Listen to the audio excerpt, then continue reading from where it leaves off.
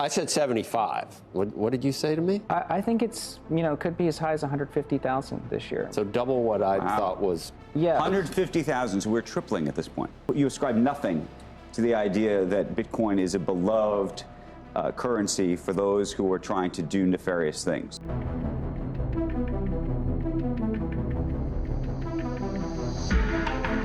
If 99% of the nefarious activities were using dollars, why don't you have the same negative viewpoint towards a dollar? Because it has a great utility, in the same way the car has a great utility. Well, because you don't appreciate the utility of Bitcoin doesn't mean that other people don't appreciate it. The spot Bitcoin ETF's excitement is still in full bloom, even after over a full month of trading. Earlier this week, senior Bloomberg ETF analyst Eric Balchunas reported very unusual volume activities in VanEck, HODL, and WisdomTree's BTCW Bitcoin ETFs. According to the Post, both Bitcoin ETFs had massive spikes in volume, considerably larger than the activities recorded during the previous trading sessions for both products. Here is the Post. HODL is going wild today with $258 million in volume already, a 14x jump over its daily average, and it's not one big investor, which would make sense, but rather 32,000 individual trades, which is 60x its average. Typically, when the daily volume is greater than an ETF's total assets, as in this case, it means one big creation. I've never seen a grassroots trading explosion come out of nowhere like this. In a follow-up post, Eric revealed that the same thing had happened with WisdomTree's BTCW. The post reads, BTCW is also popping off $154 million trades, 12x its average, and 25x its assets via 23,000 individual trades. For context, it saw a mere 221 trades on Friday. At the same time, BlackRock's IBIT volume is elevated, but not crazy like this. With more unusual activities expected for these ETFs, as well as the other 7, prominent Bitcoin and crypto investors are becoming even more bullish about the bull market. In recent interviews with CNBC television, Galaxy Digital CEO Mike Novogratz and Fundstrat market analyst Tom Lee discussed bullish outlooks on Bitcoin. Both are certain that the leading cryptocurrency will hit new all-time highs before the year end. Tom is also predicting a cycle peak of $150,000 per coin. But known Bitcoin advocates are not the only ones giving bullish predictions and defending Bitcoin nowadays. During the interview with Tom Lee, CNBC hosts Joe Kernan and Andrew Sorkin get into an interesting face-off about Bitcoin. As we bring you clips from Novogratz's and Lee's interviews, please take a little time to like this video, subscribe to the channel, and ensure you stick around to the end of the video so you don't miss any part of the action. Thanks, and enjoy. We've come a long way fast, both in U.S. stocks and in crypto. I mean, crypto, it's almost felt too easy, right? We've gone up almost every day. And so it wouldn't surprise me if there's some consolidation, right? Trees don't grow to the sky. But I think the big story is we've now opened up the institutional, the RIA community, right? $45 trillion of wealth are managed by brokers. And, we've got baby boomers who own most of the wealth in America, and they're getting their first easy access to Bitcoin. And you're seeing it through these ETFs, the massive growth in a very short period of time in this whole ETF complex. And I don't think that's going to stop, right? Last night, we had $135 million of inflows after that slowed down from 400, 350. Paul Tudor Jones taught me early on in my career that prices get set on the margin, right? And so when we've got more buyers and sellers, prices go up. And I see a kind of a constant, these are hodlers as well, right? These are guys that are buying, put it in their portfolio and hold. They're not traders. And so the ETF buyers in general that are coming through these RIA channels, I think are taking supply off the market. So I still see Bitcoin ending the year a lot higher. That said, could we consolidate around here for a little while? Of course we could. How many advisors can actually recommend Bitcoin as a product today versus how many will be able to do that in 6 months from now? I don't have a perfect answer, but I would tell you at least double in 6 months, right? There are big channels that still aren't turned on, that we know they're going to get turned on, right? We're in conversations with them. These are the big platforms. And there's an inevitability to it. Why? Because their customers are calling and bitching at them. and saying, we want to buy Bitcoin with you. And so then the sales guys who get paid for selling stuff are screaming at their bosses. And so I'm certain it's going to happen. Like, this is not, it might happen. It is going to happen. It just takes time. These organizations are very conservative in general. And, you know, crypto scared the heck out of people 18 months ago. And so there's still scar tissue. You know, it's surprising that we have a approved, U.S. sanctioned Bitcoin ETF, and it's still very difficult for a lot of crypto companies just to get banking services in the U.S.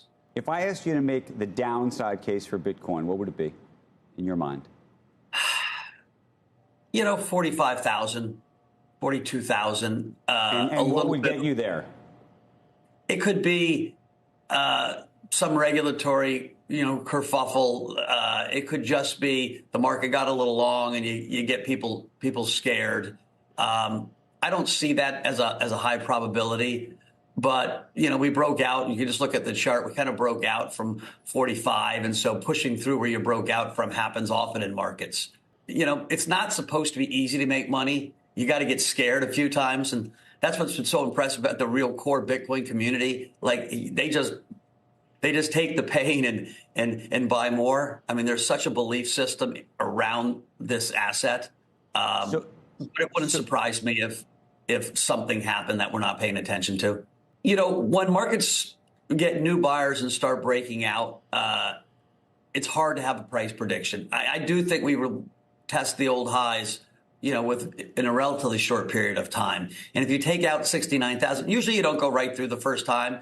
You'll touch them and you'll come all the way back and you'll be mad you didn't sell something and then it takes off again. But once you break 69,000, listen, it could measure to 150,000, right? 125,000. It is expected that Novogratz is bullish on Bitcoin and other cryptocurrencies. He is a long-term Bitcoin bull and has been for years. However, Joe Kernan's optimism about Bitcoin is a breath of fresh air. Just last week, he was grilling the SEC chair Gary Gensler about his biased approach to Bitcoin. The SEC chair continues to insist Bitcoin is only relevant because money launderers and other criminals love it. During the interview with Tom Lee, Sorkin tries to argue against Bitcoin using the same lines, and Kernan immediately checks him. Here are clips from the interview. I said 75. What did you say to me? I think it's, could be as high as 150,000 this year. So double what I thought was. Yeah. 150,000, so we're tripling at this point. Yeah, because you've got demand improving with the ETF, and you have the supply shrinking with the halvening. And if monetary policy eases, which we expect, that's supportive of risk assets. And Bitcoin's holding up. I mean, that's another reason why I don't think a drawdown is going to start that soon. I mean, Bitcoin's been rallying the last couple weeks. It is sound money, and I think it's proving to be useful. And Proving to be useful how? Well, it's very useful if you're an investor right now. Yes, it's been a great store value. It's been a good risk asset. It's also incredibly secure. There hasn't been a single fraudulent entry on the blockchain since inception. I don't think any bank can say that's true of their P&L and accounting. 6% of banking transactions are suspicious, 0% on the Bitcoin. What did you go through the list of sort of terrible illegal behavior? People in that world seem to love Bitcoin. What does that say about this? Well, pirates were the first people that liked gold, so we knew gold was a good store of value. But I think equally important, the dollar is used in more illicit activities. I will take Gary Gensler's side on this particular description of the situation. Yeah. A car has immense value to society, economic value to society. There's a utility right, case. But why doesn't it resonate with you? You could argue that a strong Tylenol actually has a but in the history of the world, utility. In the history of the world, right? If 99% of the nefarious activities were using dollars, why don't you have the same negative viewpoint towards a dollar? Because it has a great utility in the same way the car has a great utility. Well, because you don't appreciate the utility of Bitcoin doesn't mean that other people don't appreciate it. The only people right now that appreciate that's not true. That's not true. I don't appreciate it because I'm using it for ransomware. I appreciate it because it's a store of value. I don't appreciate it. A store of value or it's a store of value, not speculative. That goes up. If it was a store of value, it would stay one price. No. Like gold was $300 not too long ago. It's now $2,000. It doesn't stay at the same price. It goes up as you print more money. It's really interesting how Tom just takes a back seat while the interviewers go back and forth.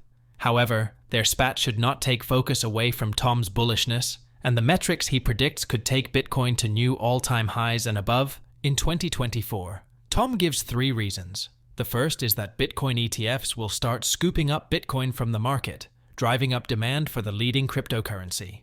The second reason is the 2024 Bitcoin halving event, which he explains is going to create a huge supply shock, reducing the Bitcoin block reward from 6.25 to 3.125 Bitcoin.